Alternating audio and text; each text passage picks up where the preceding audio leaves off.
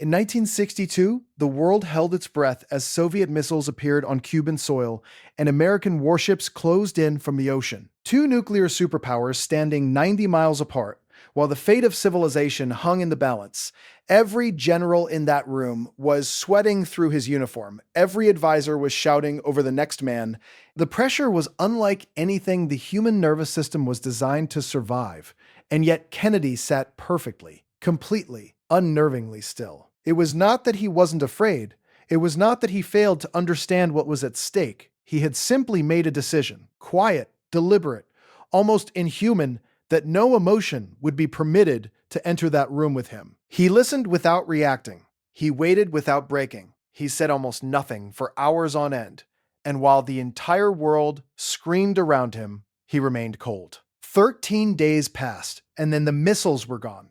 No war, no ash falling from the sky, no mushroom clouds rising over cities that used to be cities. The historians called it masterful diplomacy. The psychologists called it crisis management. But the people who study power, the ones who truly understand what separates the men who shape history from the men who get buried by it, they gave it a different name entirely. They called it controlled coldness.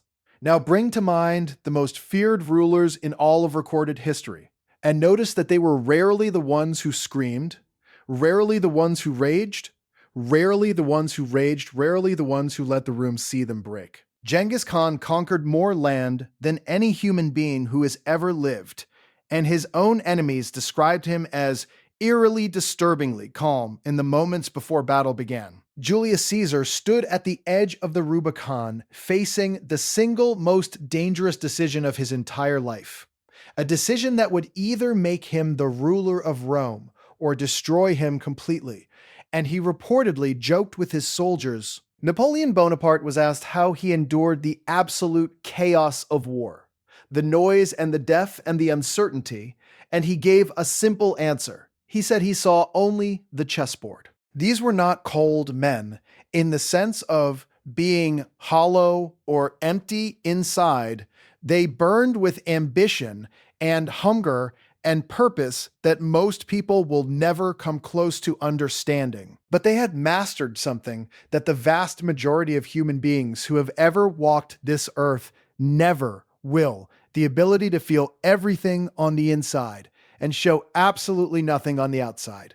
And here is the uncomfortable truth that most people spend their entire lives running away from, the truth that sits at the center of every great military victory and every great negotiation and every great exercise of power. Emotion, when left unchecked and unguarded, is not passion. It is weakness that has learned to wear passion's mask and walk around pretending to be strength. Every single time a man loses his temper at a negotiation table, the negotiation is already over and he has already lost, whether he knows it yet or not. Every time a person reacts before they think, every time the emotion moves faster than the mind, they have handed their power to someone else, gift-wrapped with a bow on top. The person who stays calm in a room full of chaos does not merely survive the chaos. They control it, because everyone else is busy reacting and they are the only one in the room still choosing. There is a genuine art to this. A real discipline, a philosophy that has been practiced and studied and passed down across centuries, from ancient war rooms to modern boardrooms, from the courts of Versailles to the trading floors of Wall Street. And once it is truly understood, once it gets under the skin and into the way a person sees the world, nothing ever looks quite the same again.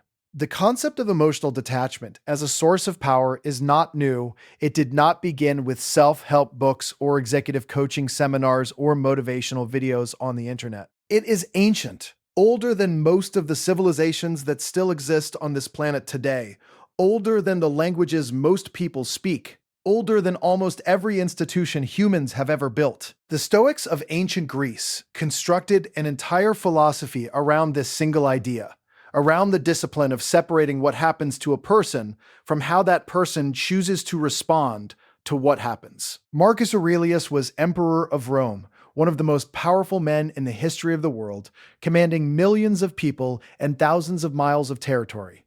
And he wrote privately in his journals, pages never meant for anyone else to read, about the daily, grinding, never-finished discipline of separating perception from reaction. He wrote that the obstacle was not the enemy, that the obstacle itself was neutral and indifferent, and that the only true enemy was the mind's response to the obstacle, the flinching, the panicking, the collapsing inward. Robert Greene captured this principle with surgical precision in the 48 Laws of Power. In Law 48, assume formlessness, arguing that the most dangerous opponents in any arena are those who cannot be read, those who give nothing away, those who show no fixed emotional pattern that an enemy can study and exploit. Emotion is a pattern, and patterns are vulnerabilities. And vulnerabilities are the things that enemies spend their time looking for. Sun Tzu understood this long before Greene was born, writing in The Art of War that the supreme commander never reveals his mind, that he moves like water, formless, cold, and ultimately unstoppable. What most people fundamentally misunderstand about controlled coldness is that they confuse it with indifference. They assume that the cold person simply does not care, that the stillness comes from emptiness. But that is precisely, exactly backwards. The cold man cares more than anyone else in the room. He simply refuses to let his caring become a weapon that someone else can pick up and use against him. The world has always respected composure across every culture and every era and every context, because composure in a world of chaos and constant reaction is extraordinarily, almost impossibly rare. And everything that is genuinely rare is, by its very nature, powerful.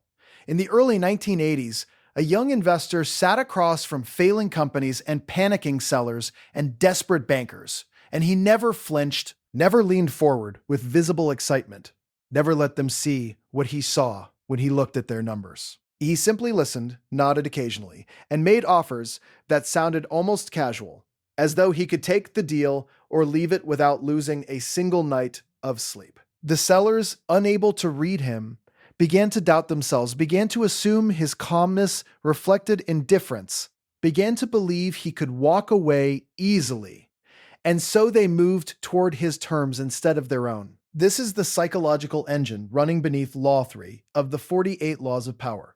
Conceal your intentions, because when people cannot see what drives a person, they cannot build a defense against him. The unreadable face forces other people to fill in the blanks, and they almost always fill them incorrectly, almost always in favor of the person they cannot read. The psychological principle operating here is called uncertainty aversion. Human beings are hardwired to experience ambiguity. Tie is a threat, and when they cannot predict someone's next move, anxiety takes over, and anxious people make mistakes, costly mistakes, mistakes they would never make if they were thinking clearly and calmly. The practical application is direct and immediate. In any high-stakes conversation, any negotiation, any confrontation, any first meeting that matters, reveal nothing through your expression. Ask questions.